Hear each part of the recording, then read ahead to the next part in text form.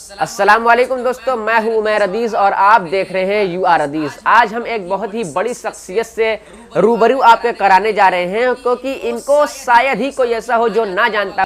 ये कांग्रेस के ward number 70 के पार्षद है और आज हम इनसे बात करेंगे विकास को लेकर कि कल आपको पता होगा कि कल यानी कि 28 नवंबर 2020 को हमारे प्रधानमंत्री माननीय प्रधानमंत्री नरेंद्र मोदी जी बनारस आ रहे हैं। उसी को लेकर ये अपनी कुछ बातें रखना चाहते हैं, तो आइए इनसे जानते हैं।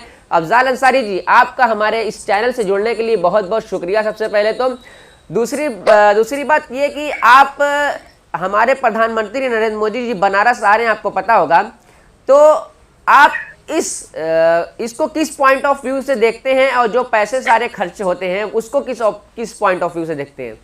पहले तो मैं आपके चैनल यू आर अदीज़ को ढेर सारी शुभकामनाएं देता हूं और ढेर सारी बधाएं सारे आपके दर्शकों को। सलाम वालेकुम जी और नमस्कार साथियों।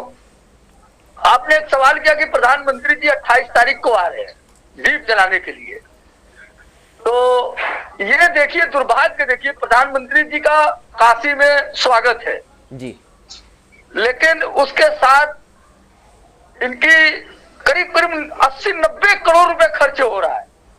लगातार इस देश में लॉकडाउन रहा, जहां रोजगार छिन गया, जहां नौजवानों को रोजगार नहीं है। आज अगर अफजाल अंसारी को अपने वार्ड में अगर एक गली का अगर हमको निर्माण कराना हो या 2-4 लाख का काम कराना हो, तो नगर निगम साहब कहता है कि पैसा नहीं है। मैं जानना चाहता हूं अपने मुख्यमंत्री से कि 2 दिन से मुख्यमंत्री बनारस में है, ये इतना पैसा कहां से आ रहा है? आप एयरपोर्ट से लेके दशाश्वमेध घाट से लेके राजघाट से लेके पूरा आप एकदम बिल्कुल सजाया जा रहा है जी। ये देखिए कि हमारे यहाँ बनारस में डिवाइडर पानी पाउडर से धोआ जा रहा है। ये दुर्भाग्य देखिए। तो इसमें आपत्ति क्या है? अगर डिवाइडर धोया जा रहा है या फिर सड़कों को साफ कराया जा रहा है या फिर लाइटें लगाई जा रही हैं, तो उसमें दिक्कत क्या है? वो तो डेवलपमेंट हो रहा है। अरे भाई, आप स्मार्ट सिटी बना रहे हैं जी, आप कह रहे हैं कि बनारस को हम स्मार्ट सिटी बनाएंगे, तो जो स्मार्ट सिटी है ऑलरेडी उसकी सुविधा उपलब्ध रहती। भाई, आप जो इतना पैसा खर्च कर रहे हैं मात्र एक दिन के लिए, अरे देव दीपावली बनारस वाराणसी में हम हजारों साल से मना रहे हैं। ऐसा नहीं कि देव दिवाली हम नया मना रहे हैं, लेकिन देव दिवाली पे ये जो इतना खर्च हो रहा है, ये किसका पैसा है? ये हमारे आपका पैसा है।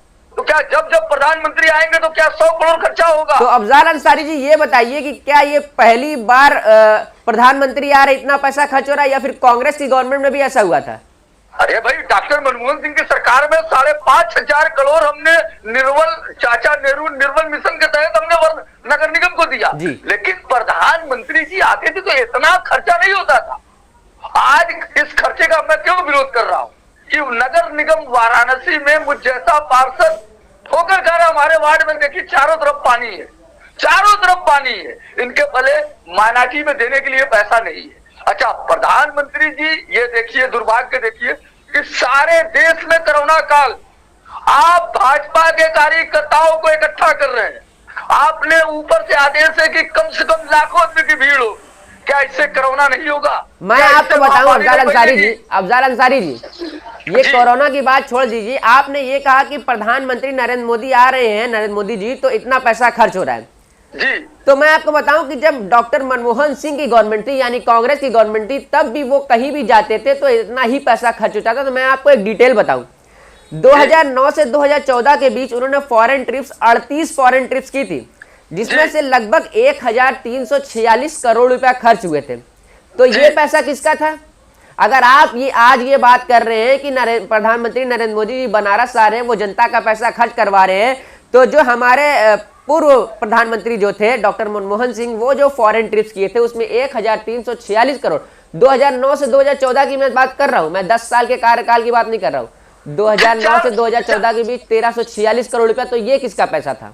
अच्छा, ये सरकार जनता का पैसा था जी। जरा ये वर्तमान के प्रधानमंत्री के टीका उठा के जरा देख लीजिए, ये हमसे 20 गुना ढेर पैसा खर्चा कर चुके हैं। अच्छा, डॉक्टर मनमोहन सिंह की सरकार में ये जो पैसा हम लोग खर्चा किए तो हमारे देश में लाभ हुआ, हमारे देश में उद्योग आया, हमारे देश में बाहर की सारी कंपनियां आई, जेका ये विरोध कर रहे थे। आज उसी के बीच में हम कहते हैं कि डॉक्टर मनमोहन सिंह की जितना भी 10 साल का कार्यकाल है, आप उठा के देख लीजिए कि हमारे देश की जनता ने 30 साल में इतना पैसा नहीं कमाया होगा। आपके कार्यकाल में जीडीपी ग्रोथ परसेंट, अगर मैं सही हूं तो 8 GDP growth rate 6.7%, Indian economic growth rate जो था 6.7% था। और अगर 2018-19 की बात करें तो 7.5% हो गया। इंडियन इकोनॉमिक ग्रोथ रेट इतना परसेंट क्यों इंक्रीज हुआ? यही कारण है, यही कारण है। तो मैं आपको बता रहा हूं कि डॉक्टर मनमोहन सिंह की गवर्नमेंट में इंडियन इकोनॉमी जो ग्रोथ रेट था वो 6.7% था, और हमारे प्रधानमंत्री नरेंद्र मोदी की गवर्नमेंट में वो ग्रोथ कर गया, इंक्रीज कर गया 7.5%, और आप कह रहे हैं कि इनके यहाँ काम नहीं होता है। क्या बात कर रहे हैं? आज पूरे देश का पूरा देश एकदम कर्जे में डूबा हुआ है। आप देखिए, इस देश के अंदर नई परंपरा लागू की जा रही है। आप रेलवे बेच दे रहे, आप एयरपोर्ट बेच दे रहे, आप बेचने पे विश्वास करते हैं, लेकिन 70 सालों में हम लोगों ने बनाने पे विश्वास किया जी। आपका कौन बिजनेसमैन है? 4-5 पैसे वाले को छोड़ दीजिए, बाकी कौन आदमी इस देश में खुशहाल है? आज की कंडीशन क्या है? आपको आरबीआई कह रहा है पैसा नहीं देंगे, विदेश से कोई बड़ी कंपनी भारत में आना नहीं चाहती। तो इसका यही कारण है कि देखिए, ये लोग देश नहीं चलाते, ये केवल भाईचारगी को खत्म करते हैं। इस वजह से हमारे भारत के अंदर जो एकता के साथ जो बिजनेस होता था, आज वो बिल्कुल खत्म हो गया है। और काशी के अंदर जब भी प्रधानमंत्री आते हैं, मैं उनका स्वागत करता हूं तहे दिल से, हमारे सांसद है। लेकिन वर्तमान में काशी के अंदर जो भयावह स्थिति है, आप नगर निगम को सफाई व्यवस्था ठीक नहीं कर सकते, आप जलकल विभाग में सीवर की व्यवस्था ठीक नहीं कर सकते। ये 80 करोड़ खर्चा करके क्या मैसेज देना चाहते हैं? अफजाल अंसारी जी जी, मैं स्टेट गवर्नमेंट सपा की बात करूं या फिर कांग्रेस गवर्नमेंट सेंट्रल गवर्नमेंट की बात करूं, क्या आपने ऐसी रोड किसी गवर्नमेंट में देखी है? पहले की गवर्नमेंट में रोड बनती थी, गड्ढे हो जाते थे, कब पता नहीं चलता था। आज की गवर्नमेंट में देखिए, रोड बन गई है एक बार तो वो सालों साल चलती रहती है। असल में लग रहा है कि आप जमीन पे नहीं है जी, या तो आप काशी घूमे नहीं है, हम लोग रोज घूमते हैं। नहीं, मैं भी घूमता हूँ। नहीं, किस गड्ढे की बात कर रहे हैं आप? किस गड्ढे की? देखिए, भारतीय जनता पार्टी की सरकार काशी के अंदर संगठित लूट हो रही है, काशी के अंदर संगठित लूट हो रही है।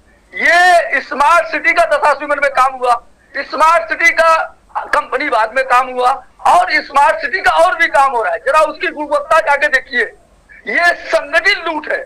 अच्छा, दुर्भाग्य देखिए, ये सारी गुजरात की कंपनी है, ये काम करते हैं, दिल्ली से पैसा लेते हैं, चले जाती है। लेकिन जो उसकी गुणवत्ता होनी चाहिए, 200 करोड़ 2018-19 में नगर निगम वाराणसी ने हमको जो बजट दिया है, 200 करोड़ स्मार्ट सिटी में है जी। मैं आपके चैनल के माध्यम से जी मैं पूछना चाहता हूं कि ये जरा 200 करोड़ रुपया कहां इन लोगों ने खर्चा किया है, जरा हमको बताइए। तो ये एक संगठित लूट है। और भारतीय जनता पार्टी के लोग जब सत्ता में आते हैं, आम आदमी जो आम आदमी है बिल्कुल कंगाल हो जाता है। ये पैसे वाली पार्टी है, आम आदमी कंगाल हो जाता है, फिर भी नेक्स्ट गवर्नमेंट कैसे उसकी बन जाती है? 2014 में बनी, फिर 2019 में बनी, अभी बिहार में बनी। देखिए, आपने कहा सरकार कैसे बन गई, तो भीगी हुई लहू से आस्तीन जीत गई। हम सब चुनाव हार गए, मशीन जीत गई। तो आपको याद होगा कि 2009 में लाल कृष्ण आडवाणी सुब्रमण्यम स्वामी जी सुप्रीम कोर्ट गए थे कि मशीन हटाइए, मशीन से बेईमानी होती है। आज देख लीजिए, चाहे लोकसभा का चुनाव हो, चाहे बिहार का चुनाव हो, हर जगह ईवीएम मशीन अधिकारियों के घर पाई जाती है जी। तो ये लोग पैसा के बल पर, सत्ता के बल पर, और भारत का निर्वाचन आयोग बिल्कुल भारतीय जनता पार्टी के हाथ में, तो आरोप लगा रहा हूं कि ये उनके साए में काम कर रहे हैं। अगर आप लोगों का ये आरोप है कि ईवीएम से घोटाला किया जाता है वोटों का जी, तो फिर आप कोर्ट क्यों नहीं जाते हैं? कहने का मतलब ये है कि ये घोटाला किस तरीके का होता है? जिस तरीके से भी हो, मैं आपकी बात से मान लेता हूं कि Bharatiya Janata party EVM machine से घोटाला कर रही है, वोटों की हेराफेरी कर रही है, आपका यही कहना है जी। तो मैं आपकी बात मान भी लूं कि भारतीय जनता पार्टी ऐसा कर रही है, तो आपके पास कोर्ट का दरवाजा खुला हुआ है, आप क्यों नहीं जाते कोर्ट में? बिल्कुल जाने वाले गए, लेकिन ये देखिए, बिहार का चुनाव का परिणाम देख लीजिए। रात को 12 बजे चुनाव आयोग सामने आता है। क्या आपको लगता है कि सुबह 7 बजे से 12 बजे तक वोटिंग मशीन से क्या इतनी लंबी गिनती कभी इतिहास भारत आजाद भारत में हुई है? वही तो मैं कहना चाह रहा हूं अफजाल जी कि मैं सारी बेईमानी कबूल करने के लिए तैयार हूं कि भारतीय जनता पार्टी बेईमानी कर रही है, भारतीय जनता पार्टी वोटों की हेरा फेरी कर रही है। तो एक एग्जाम्पल के जरिए मैं आपको समझाना चाहता हूं कि मान लीजिए कोई क्रिकेट का मैच हो रहा है, ठीक, और आप किसी शख्स से, किसी आदमी से बाजी लगाना चाहते हैं, बेट लगाना चाहते हैं, लेकिन आपको यह भी पता है कि अगर आप उससे बाजी लगाएंगे, बेट लगाएंगे, तो वो मैच फिक्स करा देगा और आप बेट हार जाएंगे। इसी तरह ईवीएम में है, आपको यह पता है कि आप इलेक्शन लड़ने जा रहे हैं, चुनाव लड़ने जा रहे हैं, लेकिन आपको यह भी पता है कि इसी ईवीएम से घोटाला किया जा रहा है, तो आप इलेक्शन क्यों लड़ रहे हैं? भाई देखिए, इलेक्शन तो लड़ना है, लेकिन जो जनता का जनाधार है, जो लोग, भारत देखिए एक लोकतांत्रिक देश जी, यहाँ कानून में आस्था रखते हैं जी, लेकिन जो सर्वे सर्वा है आज वही भ्रष्टाचार में लिप्त है, तो हम जाए तो कहा जाए जी। अच्छा, बिहार में आपने देखा होगा कि जिस तरीके से स्पीकर का चुनाव हुआ, क्या लोकतंत्र में ऐसा चुनाव होता है? तो ये भारतीय जनता पार्टी के लोग, इनकी जब से सत्ता आई है, इनके बल्ले धन बल बहुबल जी, ये सारी चीज का इस्तेमाल करते हैं। इनको लोकतंत्र से कोई लेना लाना नहीं जी। बाबा भीमराव अंबेडकर के संविधान से इनके कोई लेना लाना नहीं। आओ अब आप आ जाइए काशी पर जी।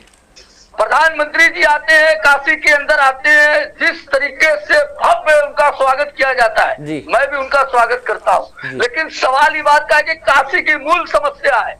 मान लिया हम लोग माइनॉरिटी से आते हैं, आज माइनॉरिटी इलाके में आप खुद अपना चैनल लेकर सर्वे करिए, हर गली का सीवर जर्जर मिलेगा, हर रोड आपको टूटी मिलेगी। आपने कहा गड्ढा मुक्त है, अरे साहब पहले आप अपने इलाके में तो घूम लीजिए, अगर गड्ढा मुक्त है तो अफजाल अंसारी की बात छुट्टी कह दीजिएगा। ये लोग दिखाने का काम करते हैं, इनको सबका साथ सबका विश्वास खाली इनका नारा है। ये अफजाल अंसारी जी, अगर ये लोग दिखाने का काम करते हैं तो 2014 में 18,000 गांव ऐसे थे जहां बिजली नहीं थी। 2014 की मैं बात कर रहा हूँ, 18,000 गांव ऐसे थे जहां बिजली नहीं थी, और मोदी गवर्नमेंट आने के बाद वहां बिजली प्रोवाइड कराई गई जी। 18,000 गांव ऐसे थे जी जी। अब ध्यान से मेरी बात सुनिएगा, डॉक्टर मनमोहन सिंह की सरकार 2004 से 2014 तक हम लोगों की सरकार थी जी। 6 लाख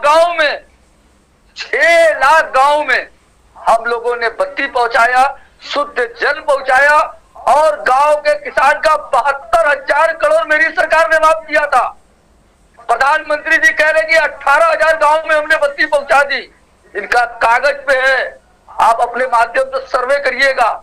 और डॉक्टर मनमोहन सिंह की सरकार ने मनरेगा ले आई थी जी, जो प्रधानमंत्री सदन के अंदर कहा कि कांग्रेस का ये जिंदा जागता गड्ढा है जी।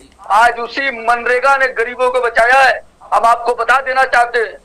तो डॉक्टर मनमोहन सिंह की सरकार का जो भी हमारा काम था, आपने आधार का विरोध किया, आधार आपने अपनाया, आपने एफडीआई का विरोध किया, आपने एफडीआई अपनाया, आपने कौन ऐसा काम है जिसका विरोध करने के बाद आज वही फॉलो कर रहे हैं आप जी। आपका बनाया हुआ कुछ चीज नहीं है। हम एक मिसाल देना चाहते हैं। जनधन खाते किसके हैं? अरे साहब, जनधन खाते में कितना बड़ा घोटाला हुआ है आपको? उज्ज्वला योजना किसकी है? बेटी बचाओ बेटी पढ़ाओ योजना किसकी है? सुकन्या योजना किसकी है? अरे पूरे उत्तर प्रदेश के अंदर बेटी को इज्जत लूटी जा रही है, दलित के साथ इज्जत लूटी जा रही है, और भारतीय जनता पार्टी के विधायक, सांसद, इनके पार्षद उसमें इन्वॉल्व रहते हैं। कहाँ की बात करते हैं? बेटी बचाओ बेटी पढ़ाओ। प्रधानमंत्री जी अगर बेटी की इतनी चिंता होती तो वो जो दलित की बेटी के साथ रेप हुआ था, रात को 12 बजे जलवाते ना, उसको जलवा दिया रात के 12 बजे। राजस्थान में बेटी के साथ रेप होता है तो इतना वायरल क्यों नहीं होता है? इसलिए वहां भारतीय जनता पार्टी की सरकार है। राजस्थान की मैं बात कर रहा हूँ, तो राजस्थान में हाल ही का, अगर मुझे याद नहीं आ रहा है, अगर मेरे पास डेटा होगा तो मैं आपको दिखाऊंगा, हाल ही की बात है, एक बेटी के साथ रेप किया जाता है। और हाँ, राजस्थान की एक और हाल ही की बात है, अभी आप लोग ये कह रहे हैं कि मोदी गवर्नमेंट ज्यादातर माइनॉरिटी के खिलाफ काम करती है, तो वहां पे उर्दू को क्यों बैन किया जा रहा है? राजस्थान की गवर्नमेंट बैन कर रही है। तो क्या राजस्थान में किसकी गवर्नमेंट? राजस्थान में किसकी गवर्नमेंट आपको नहीं पता है? मालूम है हमारी अशोक गहलोत की सरकार है, तब फिर लेकिन ऐसा कुछ नहीं है। उर्दू को वहां बैन किया जा रहा है या नहीं किया जा रहा है? नहीं नहीं, तो प्रोटेस्ट नहीं किसका हो रहा है? उसको एक पॉलिसी बना के स्कूलों का, मदरसों का, राजस्थान की जो अब तक की सरकार थी वसुंधरा राजे का, हमारी सरकार उठा के देखिए उसमें बजट बढ़ा है, उसमें एक नई तब्दीली लाई गई है कि जो शिक्षक है, मास्टर है, जो उनकी कमियां हैं उनको कैसे सुचारू रूप से हम लोग लागू करें। उर्दू में कोई बैन नहीं है, ऐसा कुछ नहीं है।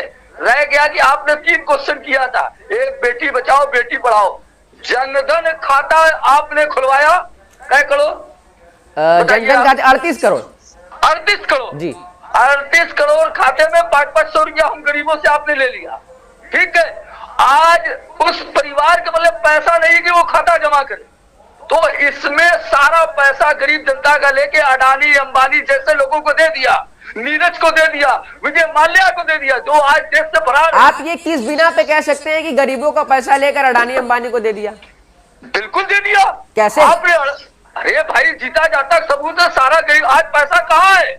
आज बैंक सारी दिवालिया है, हमारा आपका पैसा फंसा हुआ है, हम 10,000 से ऊपर निकाल नहीं सकते। ये कानून कौन बैन किया?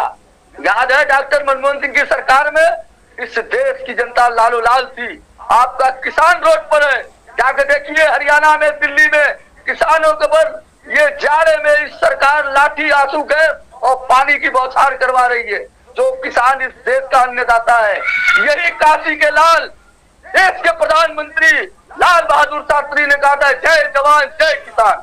आज ना जवान सुरक्षित है और ना किसान सुरक्षित है, ना बुनकर सुरक्षित है। क्या बात करते हैं आप? आपने कहा उज्ज्वला योजना जी, याद है एक भारतीय जनता पार्टी का प्रवक्ता है जिसका नाम है संबित पात्रा, वो उड़ीसा से चुनाव लड़ रहा था जी, वो चूल्हे की रोटी से खाना खा रहा था। कहाँ है इनकी उज्ज्वला? आज उस बहन का मतलब पैसा नहीं है गैस बनाने के लिए।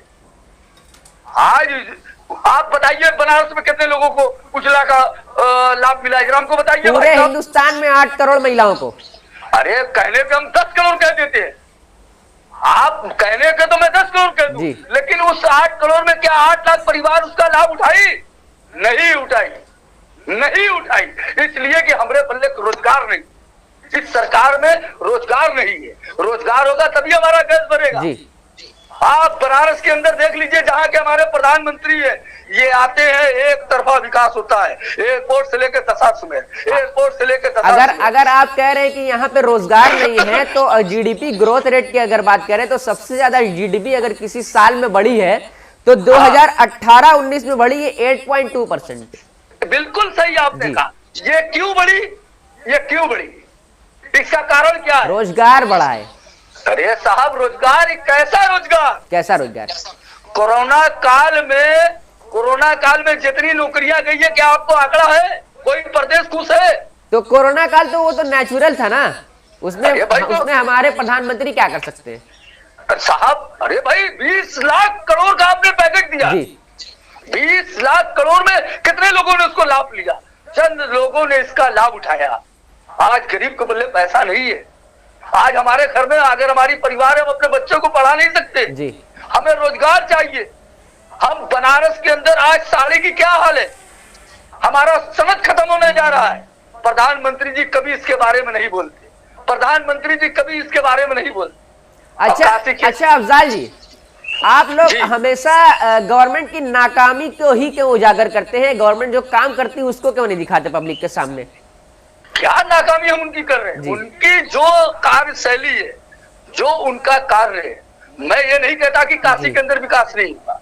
आप देख लीजिए, इतना बड़ा कार्य रोड मेरा बन रहा है। हम ये नहीं कहते कि विकास नहीं हुआ, लेकिन विकास के साथ साथ एक संगठित लूट है। भारतीय जनता पार्टी विकास के आड़ में बड़े पैसे में लूट मार हो रही है। आप बनारस के अंदर जितना विकास हो रहा है, ITI लगा के मांग लीजिए, आपको पता चल जाएगा। 30 करोड़ 2016 में आया था नगर निगम वाराणसी को कि आप सफाई व्यवस्था करें। हम लोगों के वार्ड में एक एक जगह सफाई के नाम पर खाली हमको झाड़ू दिखता है जी। आज देख लीजिए क्या हाल है।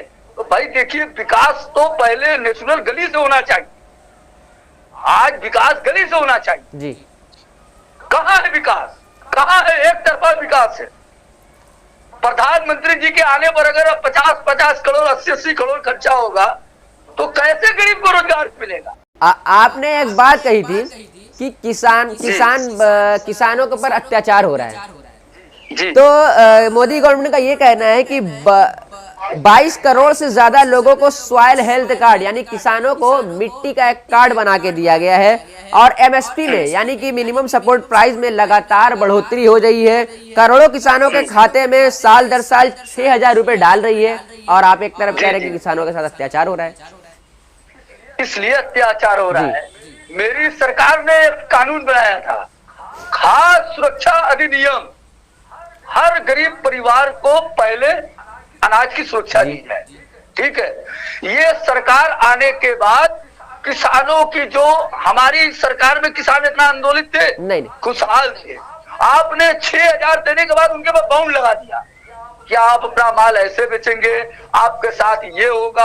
आपने उनके बीमा के तहत उनको कटौती की, तो ये वही आज किसान क्यों रोड पर है? अगर उसको 6,000 रुपया मिलता तो किसान आज रोड पर क्यों? तो गवर्नमेंट तो कह रही है, अभी कल के पेपर अगर आपने पढ़ा होगा तो गवर्नमेंट ये कह रही है कि आप हमसे वार्तालाप करिए, कन्वर्सेशन करिए और बीच का कुछ रास्ता निकालेंगे। अरे साहब, वार्तालाप की सारी वार्ता के बाद किसान आज रोड पे है, तो ये वार्ता का क्या मतलब है? देखिए, ये सरकार आपसे वार्ता करेगी, लॉलीपॉप देगी। अच्छा, लेकिन जी हम मुद्दे से भटक गए हैं। हम बात कर रहे थे कि हमारे प्रधानमंत्री नरेंद्र मोदी जी कल बनारस आ रहे हैं, तो उस पे कितने पैसे खर्च होंगे और क्या क्या होगा, आप स्टार्टिंग में बता रहे थे, लेकिन आपने पूरी बात नहीं की थी कि मैंने आपको बीच में टोक दिया था। तो उस बात को मैं चाहता हूँ कि आप फिर से पूरी करें।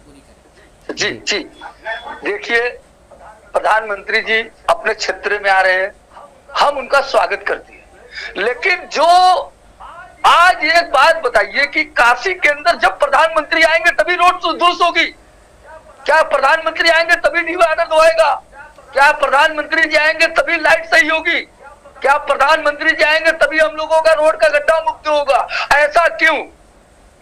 हमारा इस बात का विरोध है कि नगर निगम वाराणसी के बदले पैसा नहीं है। नहीं, वो तो किसी भी गवर्नमेंट में अगर आप देख लीजिए, जब प्राइम मिनिस्टर आता है तो साफ सफाई होती है और गड्ढे पाटे जाते हैं, वो किसी भी गवर्नमेंट में होता है।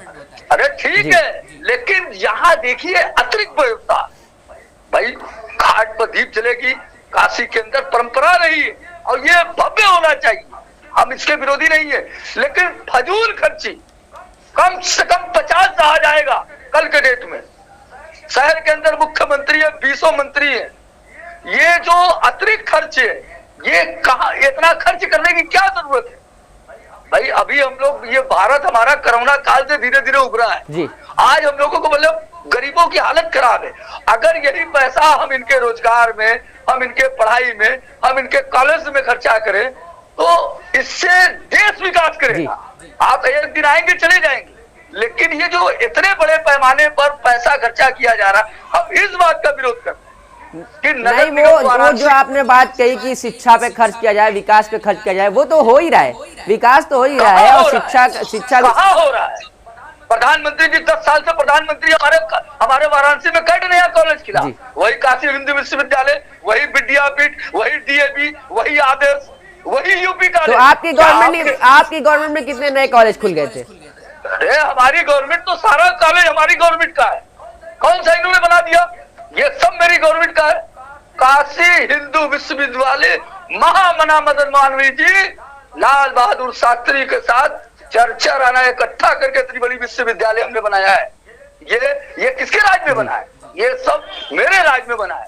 अच्छा देखिए, आपने मड़ुआ डिग्री स्टेशन का नाम बदल दिया, लेकिन वो भी मेरी सरकार में बना है। आपने केवल ड्रेन पेंट कराया है, तो काशी के अंदर विकास जरूर हुआ है, लेकिन एक तरफा, यहाँ एक तरफा, ये मेरा सीधे सीधे आरोप है कि विकास एक तरफा हुआ है। आज माइनॉरिटी का जितना एरिया है, आप कच्ची बाग देख लो, आसाद पार्क देख लो, सरैया देख लो, जलालीपुरा देख लो, बजटिया देख लो, यहाँ हम लोगों को शुद्ध पानी पीने का नहीं मिलता। हम लोगों के लिए ना शिक्षा है, ना रोजगार है, ना कोई चीज है। हम कहा जाए, हमारे भी तो प्रधानमंत्री हैं।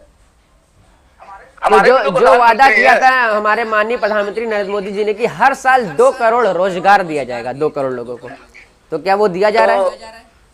2 करोड़ रोजगार छोड़िए, हर साल इन्होंने 2 करोड़ रोजगार ले लिया। आप जैसे बच्चे जो कॉलेज से आते हैं, स्कूल से आते हैं, यूनिवर्सिटी से आते हैं, वो आज बेरोजगार है, चाहे वो आपके बच्चे हैं चाहे हमारे बच्चे। हमें मिलजुल के इनकी तरक्की के लिए काम करना है। प्रधानमंत्री जी बनारस आए, उनका स्वागत है, लेकिन ये जो फजूल खर्ची है इसको रोकने से ही हम लोगों का वीडियो बहुत लंबा हो रहा है अफजाल जी, तो एट लास्ट मैं आपसे ये रिक्वेस्ट करूंगा कि आप गवर्नमेंट को कुछ सलाह दें कि कैसे, आपने कहा कि एजुकेशन सिस्टम यहाँ पे खराब है, विकास नहीं हो रहा है, तो गवर्नमेंट को कुछ सलाह दें जिस रास्ते पर चल के वो इस सारे चीजों को सही कर सके। पहले तो तात्काल गवर्नमेंट को मैं ये सलाह देना चाहता हूँ कि जो भारतीय जनता पार्टी के वर्कर बड़ी तादाद में इकट्ठा हो रहे हैं, उनको बाकायदे सोशल डिस्टेंसिंग के साथ उनको दूरी बनाए। ऐसा ना हो कि ट्रम्प के जाने के बाद दिल्ली में महामारी फैली, इनके जाने के बाद काशी में। पहले तो ये रोक करें। और मेरी सरकार से ये मांग है कि काशी देखिए बाबा विश्वनाथ की नगरी है, ये हिंदू मुस्लिम की सबकी धार्मिक स्थल है, यहाँ दुनिया के लोग आते हैं। कम से कम अधिकारी कुछ ऐसा काम करे कि काशी उनको याद करे। हम उनको यही सलाह देना चाहते हैं कि फजूल खर्ची से बचे और एक तरह का व्यवहार करें। अगर हम विपक्ष के पार्षद हैं, अगर मेरी कोई बात है तो यहाँ के अधिकारी ईमानदारी से हमारी बात सुने और काशी के अंदर जो संगठित लूट हो रही है उस पर नकेल लगाएं और स्मार्ट सिटी का जो कार्य हो रहा है उनमें बढ़िया सा काम कराएं। चलिए, आपसे बात करके हमें बहुत ही खुशी हुई और आपका बहुत बहुत शुक्रिया हमारे इस चैनल से जुड़ने के लिए और हमसे बात करने के लिए। उम्मीद करता हूं कि आपको ये वीडियो पसंद आया होगा। अगर पसंद आया तो प्लीज लाइक करें, दोस्तों के साथ शेयर करें और हमारे चैनल यू आर हदीस को सब्सक्राइब करना ना भूलें। मिलते हैं नेक्स्ट वीडियो में। अल्लाह हाफिज। बहुत बहुत शुक्रिया अफजाल जी हमसे जुड़ने के लिए। हम उम्मीद करते हैं कि इंशाअल्लाह मंडे को एक डिबेट रखी जाएगी, उसमें आप जरूर शामिल होंगे। एकदम इंशाअल्लाह समय बता दीजिएगा और हमारी दुआएं आपके साथ है। आप इस चैनल के माध्यम से कम एक बुनकर परिवार से आते हैं, पहले हम लोगों की लड़ाई लड़े और इंशाअल्लाह आपका जो चैनल है तरक्की करे। हम आपके साथ हैं। खुदा हाफिज। खुदा हाफिज। नमस्ते साथियों।